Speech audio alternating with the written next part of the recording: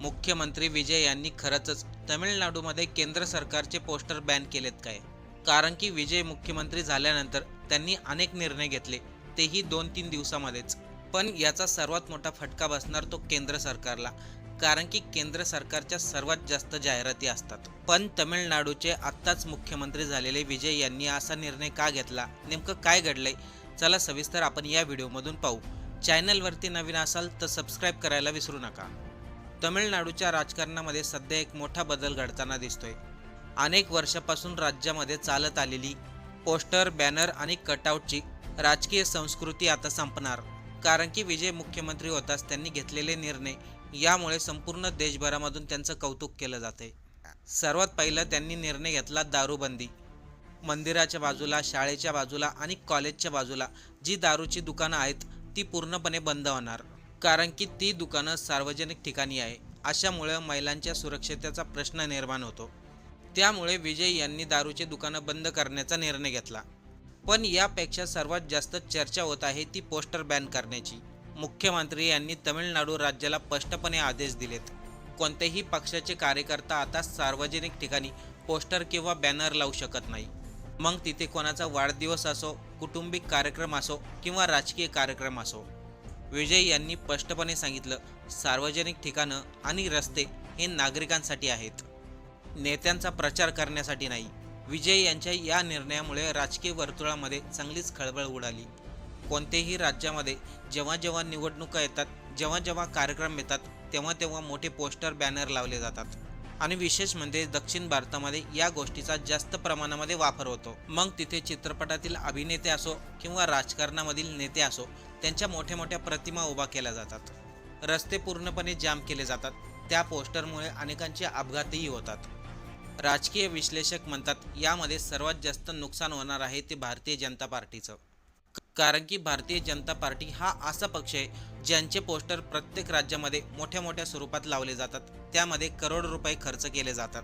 ते होल्डिंगच्या माध्यमातून मोठा मोठा प्रचार करतात. विजय यांचं म्हणणं आहे राजकारण लोकांसाठी असावं, फक्त दिखाव्यासाठी नसावं, हा स्पष्ट संदेश त्यांनी दिला. मुख्यमंत्री विजय यांनी जे निर्णय घेतले त्याची चर्चा तर होतच आहे, पण त्यांच्या मंत्रिमंडळाची खास करून चर्चा होत आहे. कारण की त्यांच्या मंत्रिमंडळामध्ये सर्वात जास्त सुशिक्षित आमदार आहेत. आत्तापर्यंत कोणत्याही राज्यातील मंत्रिमंडळामध्ये एवढे सुशिक्षित आमदार नव्हतेच. नेमकं त्यांच्या मंत्रिमंडळामध्ये किती सुशिक्षित आमदार आहेत ते आपण पाहू. पहिल्याच निवडणुकीला सामोरे जाताना विजय यांच्या TVK पक्षाला 108 जागा मिळाल्या. त्यामध्ये 2 जागेवरती स्वतः विजय उभा राहिले होते आणि त्या दोन्ही जागेवरून ते निवडूनही आले.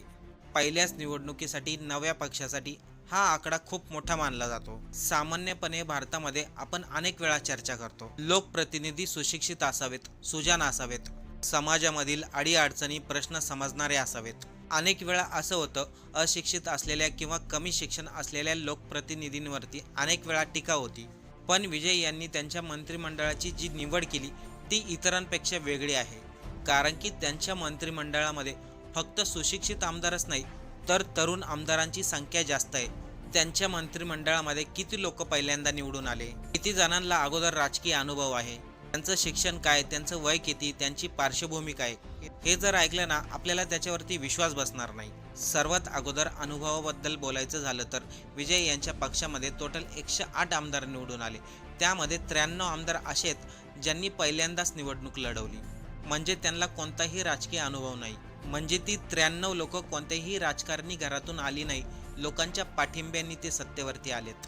विजय यांच्या TVK पक्षामध्ये फक्त 6 आमदार असेत ज्यांना राजकीय कामाचा अनुभव आहे. त्या 6 आमदारांनी अगोदर वेगवेगळ्या पक्षामध्ये घटनात्मक काम केलं आहे. पण ते 6 देखील आमदार किंवा खासदार म्हणून यापूर्वी कधीही निवडून आले नाहीत. ते 6 देखील नव्यानेच आमदार झालेत. विजय यांच्या मंत्रिमंडळामध्ये 8 आमदार असेत ज्यांना अगोदरच खासदारकी आणि आमदारकीचा अनुभव आहे. विजय यांच्या मंत्रिमंडळाचं कौतुक होण्याची आणखीन एक गोष्ट आहे, ती म्हणजे ते आमदार कोणतेही राजकीय घरातले नाहीत.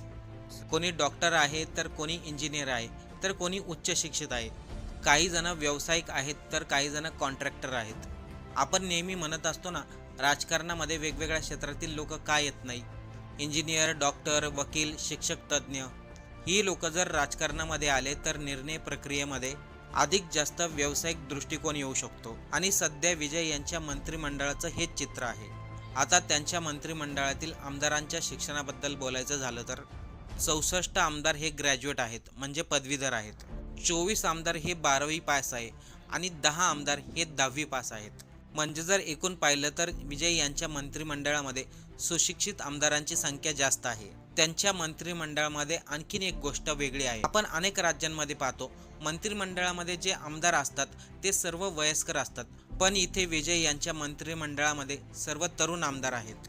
40च्या आतमधील जवळपास 60 आमदार आहेत. फक्त 10 आमदार आहेत ज्यांचं 60 वर्षापेक्षा जास्त वय आहे. पूर्ण मंत्रिमंडळ त्यांचं वयस्कर नेत्यांनी भरलेलं नाही. त्यामुळे अनेक राजकीय विश्लेषक म्हणतायत विजय यांनी नव्या पिढीचं सरकार उभं केलंय. यामागे महत्त्वाचं कारण असल्याचं सांगितलं जात आहे. विजय थलपती यांचा फॅन क्लब हा प्रामुख्याने तरुण वर्गामध्ये प्रचंड लोकप्रिय आहे. त्यांच्या चित्रपटाचा चाहता वर्ग प्रामुख्याने तरुणांमध्ये आहे. त्यामुळे निवडणुकांमध्येही मोठ्या प्रमाणामध्ये तरुण पिढीने विजय यांना जास्त मतदान केलंय. आणखीन एक खास गोष्ट माहिती आहे का? त्यांचे जे आमदार निवडून आलेत त्याच्यामध्ये त्यांचा जवळचा मित्र, नातेवाईक किंवा घरातील व्यक्ती असे कोणी नाही. नाहीतर आपल्या महाराष्ट्रामध्ये एकाच घरातील आमदार, खासदार, मंत्री होत राहतात. विजय यांच्या मंत्रिमंडळाबद्दल आपल्याला काय वाटतंय? त्यांचं सरकार तामिळनाडूमध्ये बदल घडवून आणू शकतो का? पोस्टर आणि होल्डिंग लावण्याची प्रक्रिया त्यांनी बंद केली, जेणेकरून कोणताही व्यक्ती इथून पुढे रोडवरती पोस्टर लावू शकत नाही. नाहीतर आपल्या महाराष्ट्रामध्ये एकाचा वाढदिवस असला तर 1760 पोस्टर लावले जातात. विजय यांनी जे काही निर्णय घेतले त्याबद्दल आपल्याला काय वाटतंय? कमेंट करून नक्की सांगा.